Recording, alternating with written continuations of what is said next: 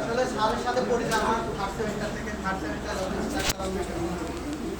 সেখান থেকে আমি আসলে এমন একটা লোক যে আসলে ক্লাসে কোনো সময় মনোযোগী ছিলাম না, যে ক্লাসে যা করবি কর, আমার প্রেজেন্টটা যেন হয় আর আমি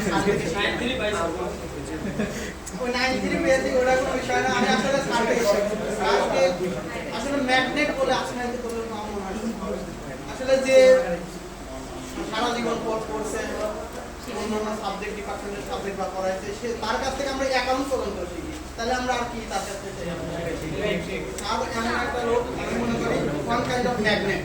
তার থেকে শেখার অনেক কিছু আছে আমাদের ব্যক্তিগত জীবনে এবং ফিউচার লাইফে।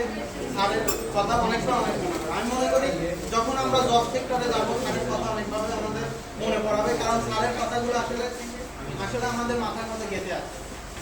সত্য কথা বলতে কি, ওই যে যখন থার্ড সেমিস্টার থেকে আসি তখন থেকে আসলে স্যারের ব্যক্তিগতভাবে আমি আস্তে আস্তে ট্রান্সফার করে এখানে সার্ভাইভ করা কষ্ট হয়ে যাচ্ছে। অনেক স্যারদের সাথে আমার ওরকম মিল নেই, এখন আমার তেমন স্যারদের সাথে মিল নাই, একমাত্র স্যার আসলে একটা স্যারই মনে আমার নামটা যেমন নাম প্রান্ত।